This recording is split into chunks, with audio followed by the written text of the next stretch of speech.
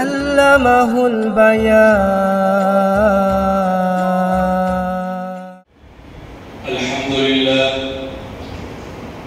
আলহামদুলিল্লাহ হামিদান ওয়া নুসাল্লি আলা রাসূলিল কারীম, আম্মা বা'দ। আউযু বিল্লাহি মিনাশ শাইতানির রাজীম। বিসমিল্লাহির রাহমানির রাহিম। ওয়া মা আরসালনাকা ইল্লা রাহমাতাল লিল আলামিন। قال الله تعالى: قل إن كنتم تحبون الله فاتبعوني يحببكم الله ويغفر لكم ذنوبكم والله غفور رحيم।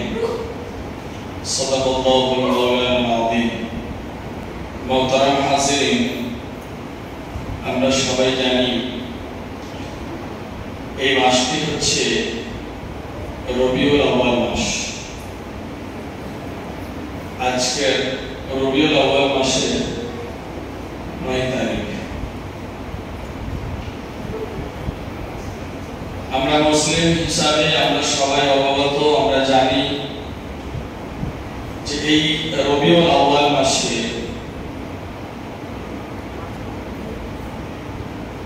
বারো তারিখে এই ধরার বুকে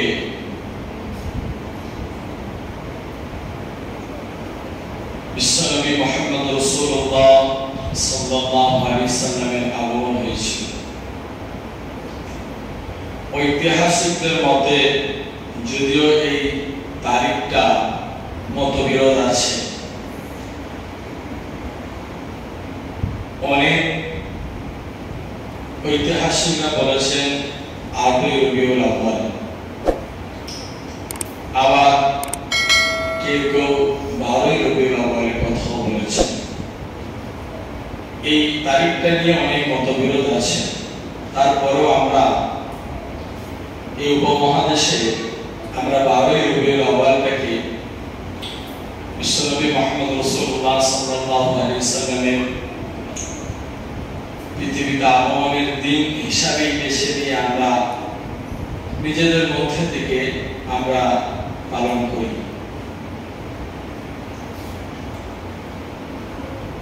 আল্লাহ তাবারক তাআলা পবিত্র কোরআনুল কারীমের মধ্যে বলছেন, ওয়া মা আরসালনাকা ইল্লা রাহমাতাল লিল আলামিন। আমি আমার নবীকে ধরার বুকে পাঠিয়েছি গোটা আলমের জন্য রহমত স্বরূপ করে। বিশ্বনবী মুহাম্মদ রাসূলুল্লাহ সাল্লাল্লাহু আলাইহি সাল্লাম কেবলমাত্র মুসলমানদের জন্য রহমত হয়ে আসেননি, বরং তিনি কাফের বেঈমান মুশরিকদের জন্য রহমত হয়ে পৃথিবীতে এসেছেন।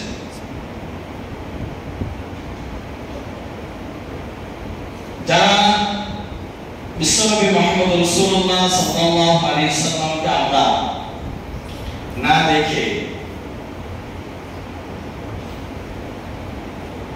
তার কথা শুনে তার কথা অনুযায়ী আমরা আল্লাহ এবং তার উপরে ঈমান এনেছি, এবং তিনি যে আদর্শ আমাদের কাছে রেখেছেন সেই মোতাবেক যদি আমরা নিজের জীবনযাপন করতে পারি এবং তার রেখে যাওয়া বিধান অনুযায়ী যদি আমরা চলতে পারি, যেমন এই জগৎটা আমরা করলাম, ঠিক পরজগতে আমরা আল্লাহ তাবারক তাআলা যদি চান আমরা বিনা হিসাবে মুহাম্মদ রাসূলুল্লাহ সাল্লাল্লাহু আলাইহি সাল্লামের উম্মত হওয়ার সুবাদে এবং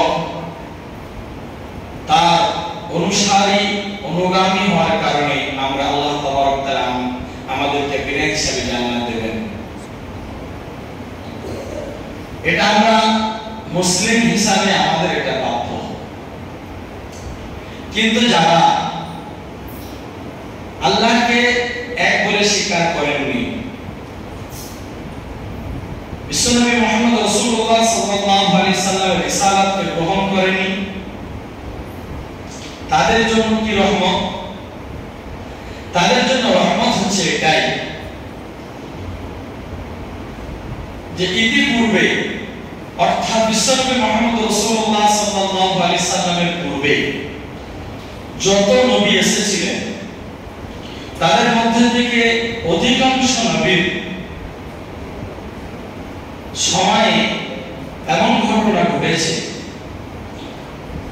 যারা তাদেরকে মেনে নেয়, যারা তাদেরকে অস্বীকার করেছে, তাদেরকে আল্লাহ তাবারক ওয়া তাআলা একত্রিতভাবে আযাব দিয়ে তাদেরকে শেষ করে দিয়েছে।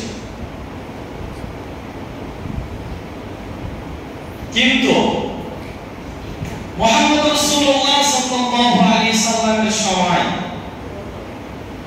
আজ প্রায় 1500 বছর অতিক্রম করতে চলল। তেনার জীবন দশা থেকে নিয়ে আজ পর্যন্ত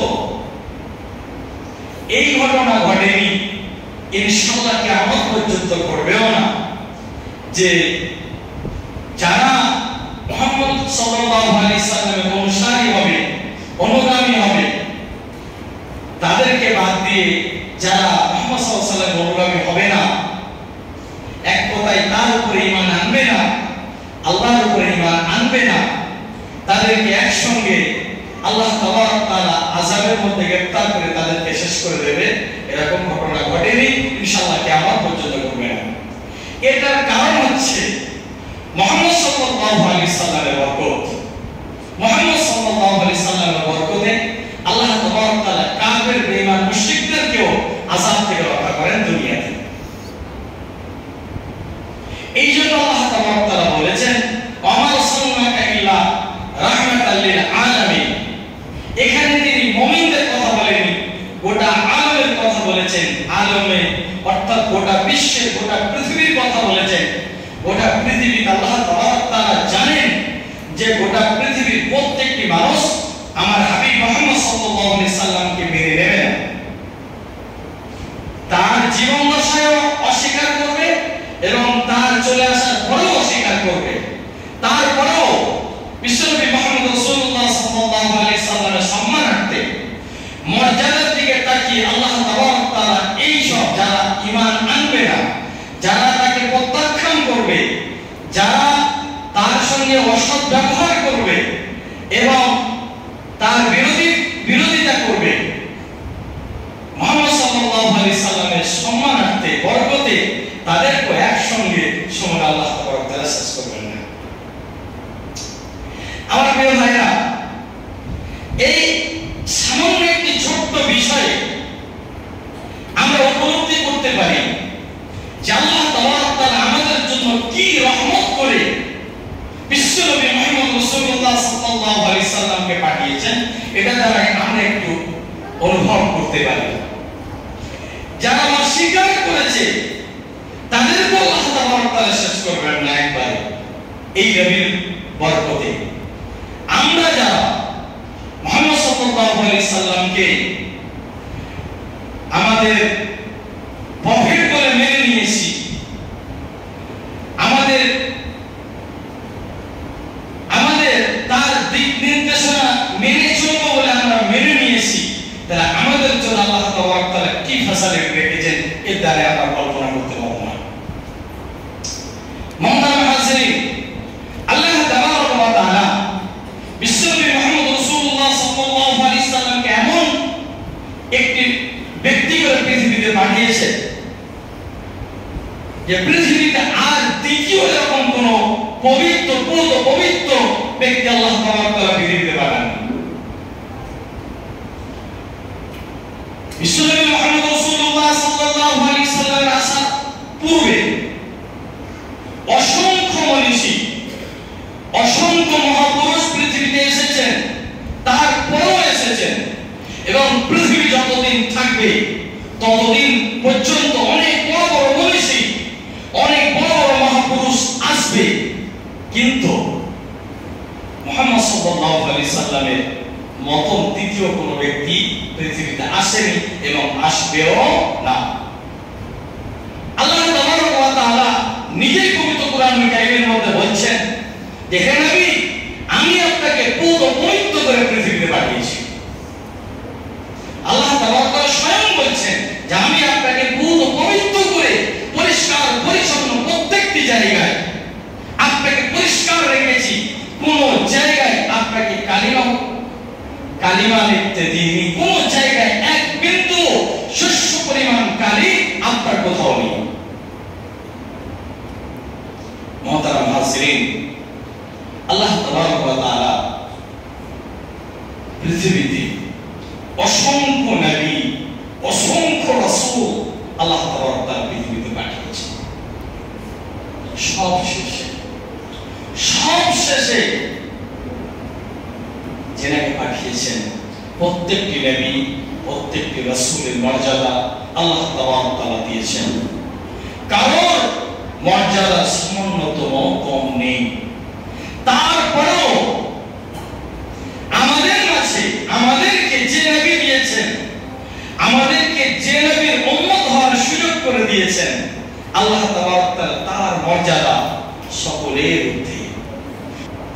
হযরত ঈসা আলাইহিস সালাতু ওয়াস সালাম পৃথিবী থেকে চলে যাওয়ার পরে বিশ্বনবী মুহাম্মদ রাসূলুল্লাহ সাল্লাল্লাহু আলাইহি সাল্লামের আসা পর্যন্ত এই সময়টা অনেক দীর্ঘ ছিল। এই সময়টা অনেক দীর্ঘ হওয়ার কারণে মানুষ দিকে দিকে গোমরাহির পথে গেছে, মানুষ পথভ্রষ্ট হয়েছে, মানুষ শিরকের দিকে দৌড়েছে, মানুষ মূর্তি পূজাকে একটা বড় ইবাদত বলে মনে করে নিয়েছে এবং মানুষ ওই সময় মানুষ নিজের মনুষ্যত্বকে হারিয়ে ফেলেছে। নিজেদের মধ্যে চেহারা সাক্ষ্য সুরত, এই চেহারার মধ্যে মানুষ থাকলেও তাদের ভিতরটা হিংস্র কুসরণে তৈরি করে নিয়েছে। যার কারণে ঐতিহাসিক বিদ্বান বলেন যে এই সময়টার নাম হচ্ছে আইয়ামি জাহিলিয়া, যে সময়টার নাম অন্ধকারের যুগ বলা হয়। মুহাম্মদ রাসূলুল্লাহ সাল্লাল্লাহু আলাইহি সাল্লামের আসার পরে তিনি যেদিন ভূমিষ্ঠ হয়েছে, পৃথিবীতে এসেছে,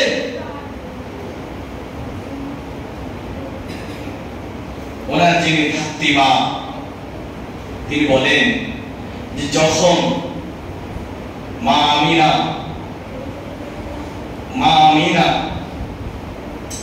যখন প্রসব বেদনা উঠেছে, আমি ঘরের মধ্যে ছিলাম, ছোট্ট একটি অন্ধকার ঘর।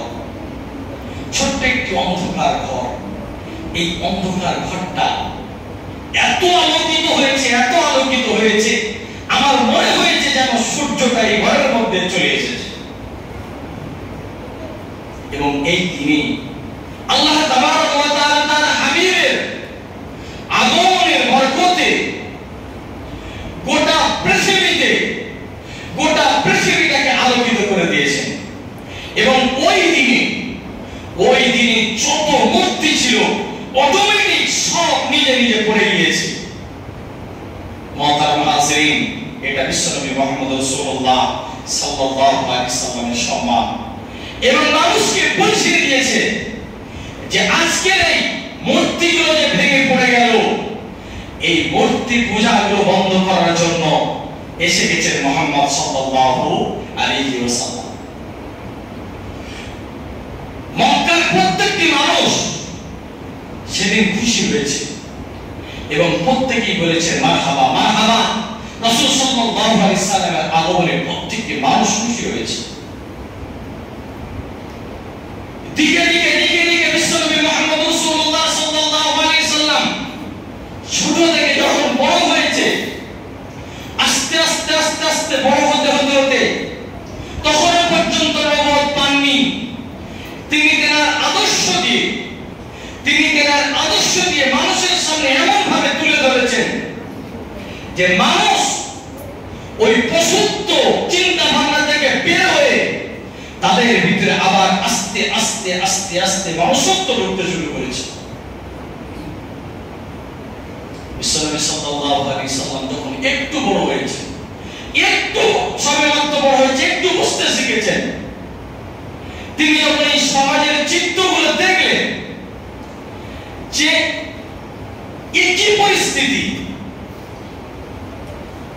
যারা এই সমাজের অঘটনগুলো ঘটাচ্ছে এরা তো মানুষ, তাহলে কেমন করে এই মানুষ পশুর ন্যায় ব্যবহার করে, কেমন করে পারে? গর্ভবতী মহিলা রাস্তা দিয়ে হেঁটে গেলে সন্তানটাকে টেনে বের করে নেয়, এটা তো কোনো মানুষের কাজ হতে পারে না। সামান্য বিষয়ে বিবাদ লেগেছে, এই সামান্য বিবাদের কারণে দীর্ঘদিন হানাহানি, কাটাকাটি, রক্তাক্ত কিভাবে হতে পারে? এটা তো মানুষের চরিত্র নয়। রাসূল সাল্লাল্লাহু আলাইহি সাল্লামের মনে এই সব বিষয়গুলো সাড়া দিতে লাগলো। রাসূল সাল্লাল্লাহু আলাইহি সাল্লাম সেই সময়, ওই সময় সমাজের যুবক ছেলেদেরকে আস্তে আস্তে ডেকে ডেকে তাদেরকে বোঝাতে লাগলেন, ভাই এই কাজগুলো ভালো নয়, এই কাজগুলো ভালো নয়, আমাদের এই সমাজকে পরিবর্তন করতে হবে। রাসূল সাল্লাল্লাহু আলাইহি সাল্লাম তাদেরকে ডেকে ডেকে সমাজ সংস্করণ করার জন্য, সমাজকে পরিবর্তন করার জন্য ডাক দিয়ে রাসূল সাল্লাল্লাহু আলাইহি সাল্লাম তখনই এই সমাজকে পরিবর্তন করার বিপ্লব ঘটিয়েছিলেন। তখন পর্যন্ত তিনি নবুয়ত হননি। রাসূল সাল্লাল্লাহু আলাইহি সাল্লামের আদর্শবান হয়ে রাসূল সাল্লাল্লাহু আলাইহি সাল্লামের সঙ্গে শত শত যুবক তারা অন্যায় কাছ থেকে ফিরে এসেছে। যারা একটা সময় অন্যায় করার জন্য যারা প্রথম সারিতে দাঁড়াতো, ওই সব যুবকগুলো রাসূল সাল্লাল্লাহু আলাইহি সাল্লামের আদর্শে ফিরে এসে তারা অন্যায়ের বিরুদ্ধে রুখে দাঁড়িয়েছে এবং সমাজকে পরিবর্তন করেছেন। মুহতারাম হাজিরিন, এই মেহনত রাসূল সাল্লাল্লাহু আলাইহি সাল্লাম করার পরে যখন বিশ্বনবী সাল্লাল্লাহু আলাইহি সাল্লাম পৃথিবী থেকে চলে যাওয়ার সময় রাসূল সাল্লাল্লাহু আলাইহি সাল্লাম বলেছিলেন, খায়রুল কুরুনি করনি, আমার সমাজটা হচ্ছে, আমার সময়টা হচ্ছে স্বর্ণের যুগ। রাসূল সাল্লাল্লাহু আলাইহি সাল্লাম এলেন অন্ধকার যুগে। তিনি মেহনত করে, পরিশ্রম করে মানুষের ভিতর থেকে হিংসা, অহংকার, রাহাজানি, কাটাকাটি, হানাহানি, এই চিন্তা ভাবনাকে টেনে বের করে ছুঁড়ে ফেলে দিয়ে মানুষের ভিতরে মানুষত্ব ঢুকিয়েছেন। এনার মধ্যে আল্লাহ তাবারক তাআলা এমন একটা আদর্শ দিয়ে পাঠিয়েছেন যে পৃথিবীর প্রত্যেকটি ধর্মের চিন্তাবিদদেরকে বলতে হয়েছে যে পৃথিবীতে এত সুন্দর আদর্শবান মানুষ আসেনি, আসবেও না। মুহতারাম হাজিরিন, আমরা কোন নবীর উম্মত হয়েছি আমাদেরকে ভাবতে হবে।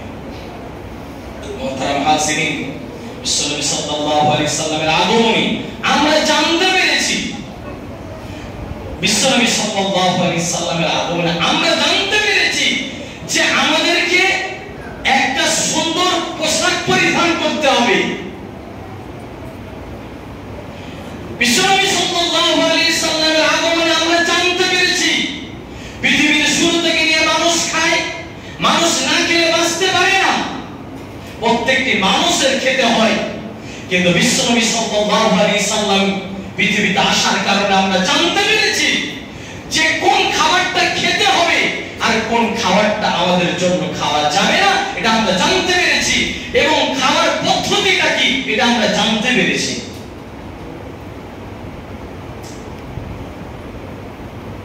সময়ের পরিপ্রেক্ষিতে মানুষ পোশাক পরিধান করতেন, কিন্তু আমরা জানতে পেরেছি বিশ্বনবী সাল্লাল্লাহু আলাইহি সাল্লাম আসার পরে যে কেমন ভাবে কোন পোশাক পরতে হয়, বিশ্বনবী সাল্লাল্লাহু আলাইহি সাল্লামের আগমনেই আমরা জানতে পেরেছি। যদি তিনি পৃথিবীতে না আসতেন আমরা কিন্তু এই সভ্যগুলো জানতে পারতাম না, আমরা অসভ্য মানুষের মতো রয়ে যেতাম। মুহতারাম হাজিরিন, আজকে যারা বিশ্বনবী সাল্লাল্লাহু আলাইহি সাল্লামকে অস্বীকার করে, তার রিসালাতকে অস্বীকার করে, যারা আজও পর্যন্ত মেনে নেয়নি, মেনে না নেওয়ার পরেও বিশ্বনবী সাল্লাল্লাহু আলাইহি সাল্লাম যে সভ্যতা পৃথিবীতে এনেছেন তার উপরে ওই সব মানুষগুলোও চলে। মুহতারাম হাজিরিন, আমরা বড় ভাগ্যবান, রাসূল সাল্লাল্লাহু আলাইহি সাল্লাম আমাদের কাছে এনে দিয়েছে যে আমরা কিভাবে নিজের রবকে চিনতে পারবো, কিভাবে নিজের মালিককে চিনতে পারবো। রাসূল সাল্লাল্লাহু আলাইহি সাল্লাম আমাদের জন্য রহমত স্বরূপ এসেছেন। আল্লাহ তাবারক তাআলা তাকে এত সম্মান দিয়েছেন, এত সম্মান দিয়েছেন। আল্লাহ তাবারক ওয়া তাআলা রাসূল সাল্লাল্লাহু আলাইহি সাল্লামের 4টি পুত্র সন্তান দান করেছিলেন। এই 4টি পুত্র সন্তান যখন দান করলেন, দান করার পরে একের পর এক অল্প বয়সে অসুস্থতার কারণে, এমনি কারণে 4টে সন্তান পর পর মারা গেলেন। রাসূল সাল্লাল্লাহু আলাইহি সাল্লাম মনের ভিতরে ব্যথা, 4টে সন্তান চলে গেল, আবার 4টে পুত্র সন্তান। রাসূল সাল্লাল্লাহু আলাইহি সাল্লাম একটু ভারাক্রান্ত মন নিয়ে, চিন্তিত মন নিয়ে বসে আছেন। আল্লাহ তাবারক ওয়া তাআলা আসমান থেকে জিবরিলকে পাঠিয়েছেন, হে নবী, ইন্না আতাইনাকাল কাউসার ফাসাল্লি লিরাব্বিকা ওয়ানহার ইন্না শাআনিয়াকা হুয়াল আবতার। আল্লাহ তাবারক ওয়া তাআলা হযরত জিবরিলকে পাঠিয়েছেন, হে জিবরিল, তুমি এক্ষুনি যাও আমার হাবিবকে জিজ্ঞাসা করো, আমার হাবিবের সন্তানগুলো আমি কি নিয়ে নিয়েছি, তার জন্য কি তিনি চিন্তিত? তাকে চিন্তিত হতে মানা করো, কারণ আমি তার জন্য তাকে হাউসে কাউসার দান করেছি। তার জন্য আমি নিয়েছি 4টে সন্তান, কিন্তু তার বিনিময়ে তাকে আমি হাউসে কাউসার দান করেছি, যে এমন একটি কাউসার তিনি পৃথিবীতে যেদিন থেকে এসেছেন তাকে যে স্বীকার করে নেবে, যে তার উম্মত হতে পারবে, কিয়ামতের ময়দানে আমি সেই হাউসে কাউসারের কাছে আমার হাবিবকে দাঁড় করিয়ে দেব, আর নিজ হাতে তার উম্মতকে পানি পান করাবেন। আপনি চিন্তা করতে মানা করেন। বিশ্বনবী মুহাম্মদ রাসূলুল্লাহ সাল্লাল্লাহু আলাইহি সাল্লামের কাছে হযরত জিবরিল এসেছেন, এসে প্রশ্ন জিজ্ঞাসা করছেন, আপনার সন্তান নিয়েছে, তার জন্য কি আপনি চিন্তিত? রাসূল সাল্লাল্লাহু আলাইহি সাল্লাম বলছেন, হে জিবরিল, আমি এর জন্য চিন্তিত নই যে আমার সন্তান আল্লাহ নিয়ে নিয়েছে, এর জন্য আমি চিন্তিত নই, কারণ আল্লাহ আমাকে যে সন্তান দিয়েছেন উনি তো আমার কাছে আমানত রেখেছিলেন, কেবলমাত্র কিছুদিনের জন্য আমানত রেখেছেন, তার সম্পদ তিনি নিয়ে নিয়েছেন, এখানে আমার কোনো চিন্তা নেই। কিন্তু আমার চিন্তা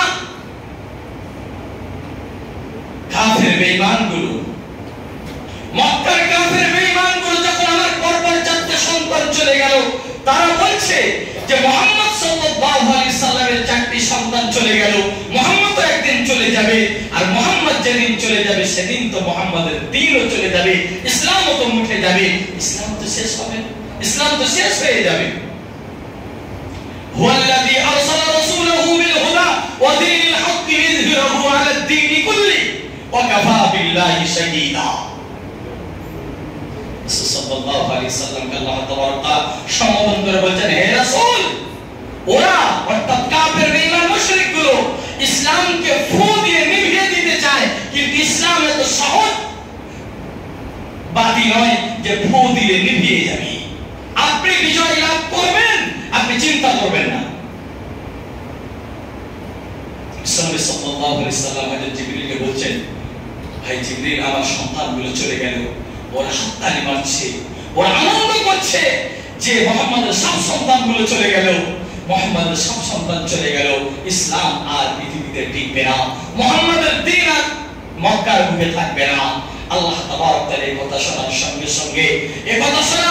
সঙ্গে হযরত জিবরিলের মাধ্যমে বললেন, হে জিবরিল, আমার হাবিবকে বলে দাও, ওয়া ফাআনা আলাকা যিকরা, আপনি চিন্তা করবেন না, আমার রাসূলের জিকিরকে, আমার রাসূলের স্মরণকে আমি দিক থেকে দিগন্তর করে দেব, পৃথিবীর এক কোণ থেকে অন্য কোণ পর্যন্ত পৌঁছে দেব।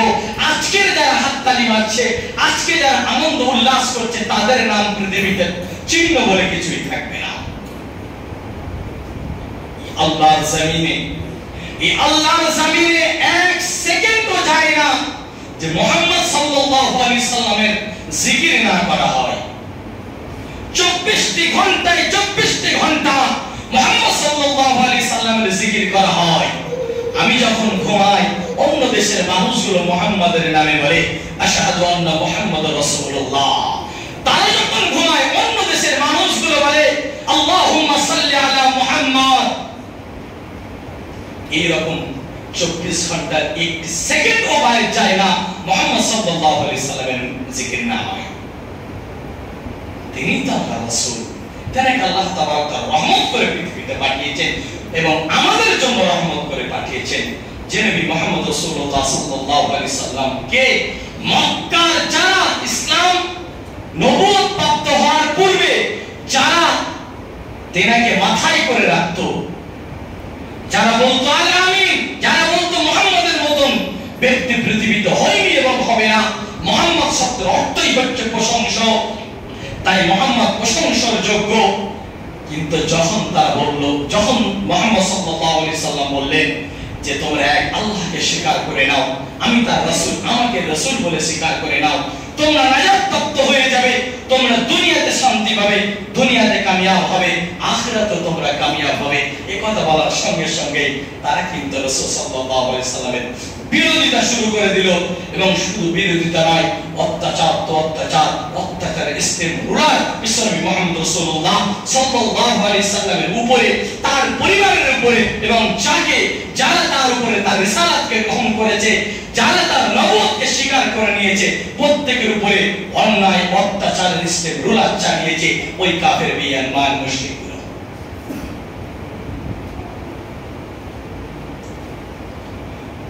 অত্যাচার করতে করতে করতে করতে একটা সময় এমন পরিস্থিতি এসে দাঁড়িয়েছে,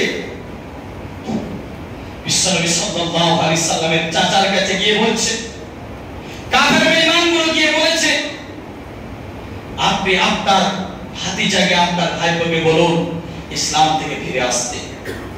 সে কি চায়? সে যদি আমাদের মক্কার যদি বাদশা হতে চায়, আমরা তাকে বাদশা বানিয়ে দেব। মক্কার সবচেয়ে বড় ধনী হতে চাইলে তাকে আমরা মক্কার সবচেয়ে বড় ধনী বানিয়ে দেব। সে যদি চায় মক্কার সবচেয়ে সুন্দরী রমণীকে বিবাহ করবে, আমরা তার বিবাহ ব্যবস্থা করে দেব। তারপরও তাকে ইসলাম থেকে ফিরে আসতে পারো। আর যদি এর পরেও যদি ফিরে না আসে, তাহলে আপনি কিন্তু তাকে প্রাণে বাঁচাতে পারবেন না।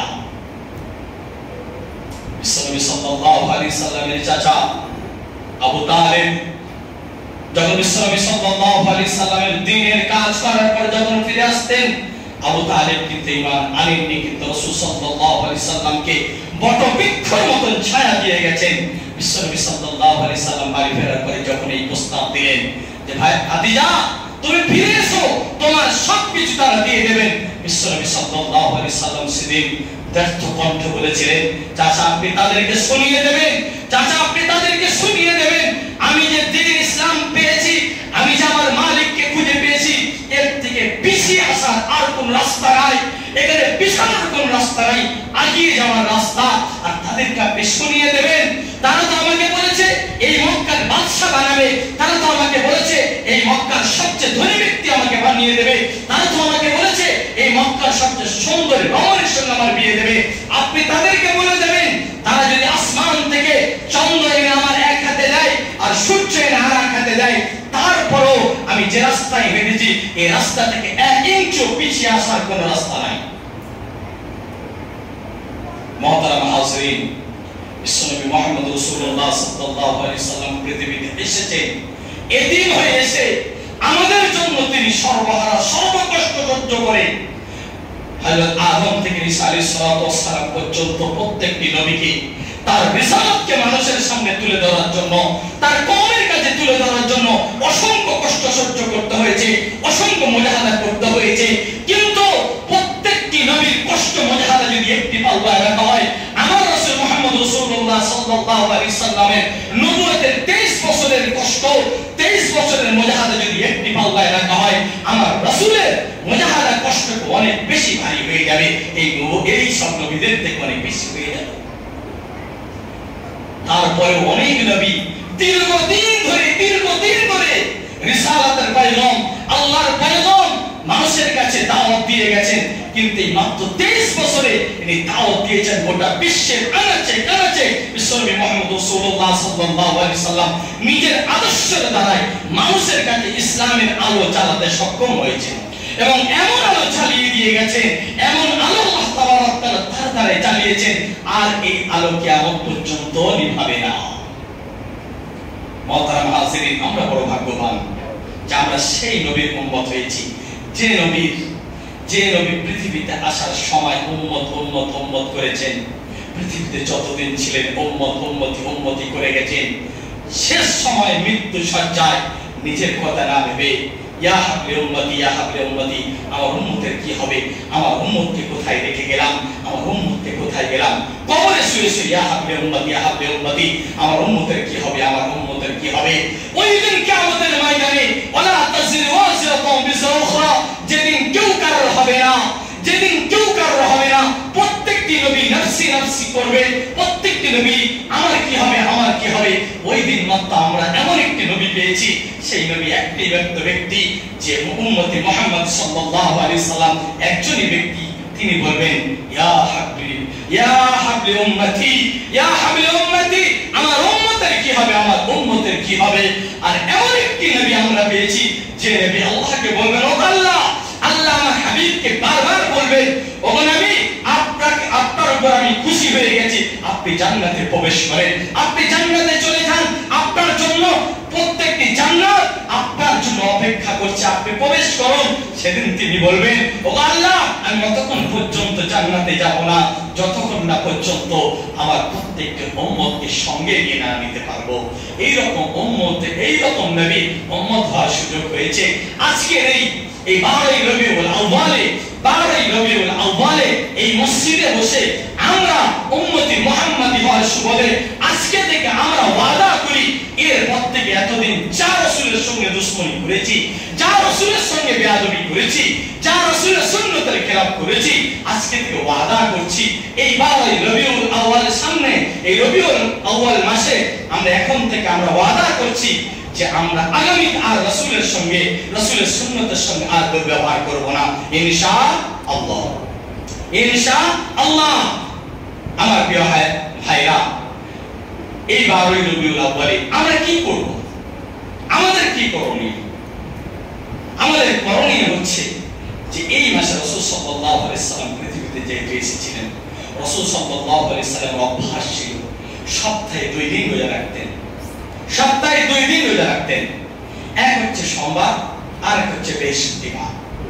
বিশ্বনবী সাল্লাল্লাহু আলাইহি সাল্লামকে জিজ্ঞাসা করা হলো, আপনি সোমবার কেন রোজা রাখেন আর বৃহস্পতিবার কেন রোজা রাখেন?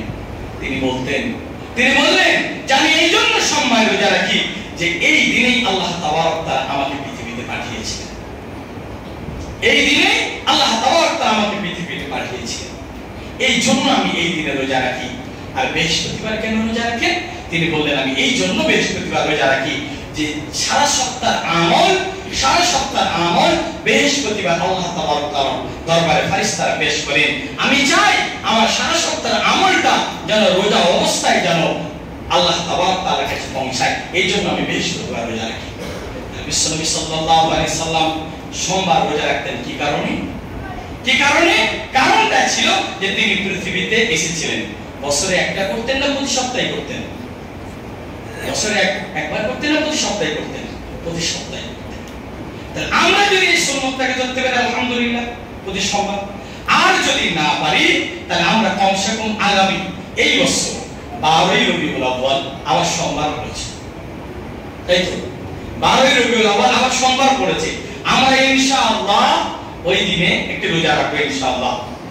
ওই দিনে বেশি থেকে বেশি দরুদ পড়ব, রাসূল সাল্লাল্লাহু আলাইহি সাল্লামের দরুদ। রাসূল সাল্লাল্লাহু আলাইহি সাল্লাম বলেন, আমার এই গোটা পৃথিবীর যেখান থেকে হোক আমার উম্মতরা যখন আমার নামে দরুদ পড়ে, ফেরেশতারা সেই দরুদটা নিয়ে আমার কবরের কাছে, আমার কাছে সেটা পৌঁছে দেয়। মুহতারাম হাজিরিন, আল্লাহ তাবারক তাআলা আমাদের প্রত্যেককে রাসূলের আদর্শে আদর্শিত হওয়ার তৌফিক নসিব করুন, এবং আল্লাহ তাবারক তাআলা আমাদের প্রত্যেককে যতদিন হায়াতে রাখবেন আমরা যেন রাসূল সাল্লাল্লাহু আলাইহি সাল্লামের রেখে যাওয়া তরিকা মোতাবেক চলতে পারি। আল্লাহ যেন আমাদের তৌফিক দেন। আল্লাহুম্মা আমিন।